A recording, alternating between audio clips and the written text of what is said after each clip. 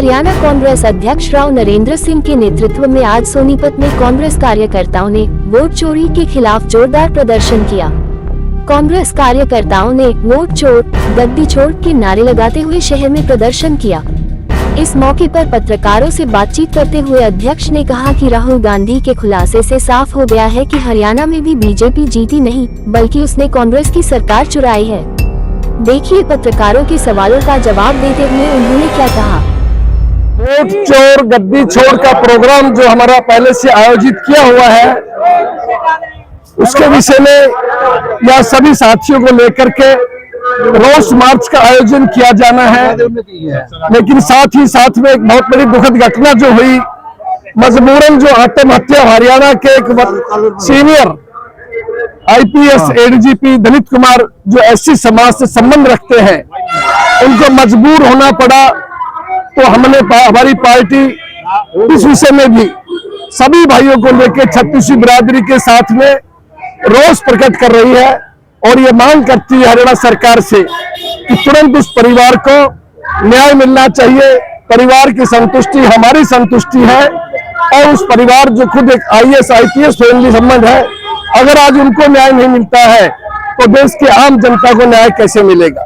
तो जिनकी आत्मा में जरा भी अच्छे भाव हैं, तो सही सोच के व्यक्ति, उनकी आंखों में आंसू है और ये महसूस करते हैं जो व्यक्ति संविधान में बाबा साहब के बनाए हुए आदर्श विश्वास करते हुए एक बहादुर व्यक्ति को ऐसा स्टेप उठाना पड़ा, जिससे हम सब लोग व्यथित हैं, दुखी हैं। संवेदनशील मसला है, ये कोई राजनीतिक मामला नहीं है। लेकिन कांग्रेस पार्टी हर उस गरीब के साथ, दुख के साथ में, दलित के साथ में, पिछड़े के साथ में खड़ी है और पूरी तरह से हम और हमारे सभी साथी हम पूरी तरह उस परिवार के साथ खड़े हैं, मांग कर रहे हैं। अच्छा, जिस तरह से बीजेपी जो है एक वर्ष का सेशन मना रही है, देश के प्रधानमंत्री भी सोनीपत में आ रहे हैं, क्या वो शक्ति ताकत से आगे बढ़ रहे हैं हरियाणा में? देखिए, हम उसका जवाब देंगे।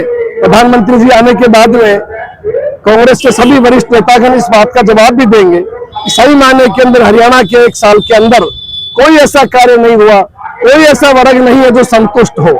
हर वर्ग संतुष्ट है। आपके सामने आप देख रहे हो, किसानों की फसल मंडी में पड़ी, एमएसपी पे ना धान लिया जा रहा है, ना बाजरा, ना कपास, और उनको बड़ा भारी खाद के लिए लाइनों में लगना पड़ रहा है। तो इसलिए आज किसान दुखी है, नौजवान दुखी है, गरीब दुखी है। क्या इन्होंने वादा किया था किसान की आय को दुगना करेंगे 22 तक, 23 चली गई, 24 चलेगी, 25 आ गई, आपके साथ वो भी जा रही है। किसान कर्जदार होता जा रहा है, गरीब गरीब हो रहा है, अमीर अमीर होता जा रहा है। हमारी यही मांग है इस आज के इस रोष प्रदर्शन के माध्यम से, एक तो उस परिवार को सुरक्षा मिलनी चाहिए, उस परिवार को न्याय मिलना चाहिए, और साथ में जो वोटों की चोरी करके आज भारतीय जनता पार्टी ने सत्ता हथियाई है, चाहे वो हरियाणा है, महाराष्ट्र है, देश के अन्य हिस्सों में, तो उसके लिए लोगों को जागरूक होना चाहिए ताकि भविष्य में ना हो। हमारे नेता राहुल गांधी जी ने सबके सामने मीडिया में रखा, कितने अच्छी तरीके से बताया किस तरह इन्होंने झूठ बोला, किस तरह से वोटों की डिलीशन की, एडिशन की, किस तरह फर्जी एड्रेस के ऊपर बनाए गए। कहीं 99% बैटरी पाई गई, कहीं आपका जो है वोटों के अंदर आपकी परसेंटेज बढ़ाई गई, शाम को वोट कुछ था और उसके बाद वोट कुछ पाए गए। तो ये सब चीज साबित करती है कि वोटों के अंदर धांधलीबाजी हुई है। तो ये हमारा दोनों रोष प्रदर्शन है। आज कांग्रेस के सभी नेतागण मेरे साथ में, हमारे सह प्रभारी श्री जितेंद्र बघेल साहब आपके पास खड़े हैं, इधर मेरे लेफ्ट साइड में एमपी साहब हैं, हमारे सारे एमएलए साहिबान हैं, कांग्रेस के सभी सम्मानित नेतागण, वरिष्ठ नेतागण हैं, पूर्व पीसीसी अध्यक्ष धर्मपाल मलिक साहब अभी मिले और सभी विधायकगण मिले हैं।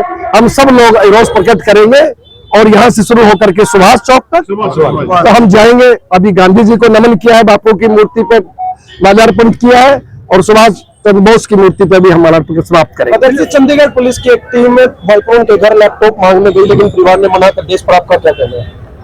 देखो, मैं इस विषय में मेरे को ज्यादा सीधा जानकारी नहीं है, लेकिन ये परिवार एक पढ़ा लिखा परिवार है, शिक्षित परिवार है, और अगर उन्होंने किया है तो सोच समझ किया होगा। बाकी मैं समझता हूँ कि उस परिवार को बहुत बड़ी एक आफत आई हुई है, बहुत बड़ा उन पर दुख पहाड़ टूटा है।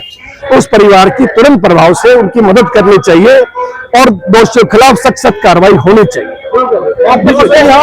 बिहार में IRCTC घोटाला जो हुआ, उसमें लालू यादव, राबड़ी और 14 लोगों पर आरोप तय किए गए हैं, तो उसका क्या कहते हैं इलेक्शन बिहार में? जो मामला न्यायालय में विचाराधीन है, तो उसके मामले में मैं क्या कह सकता हूँ, आप समझदार हैं। बाकी हमें न्यायपालिका पर पूरा विश्वास है, न्यायपालिका बढ़िया अच्छा काम करेगा।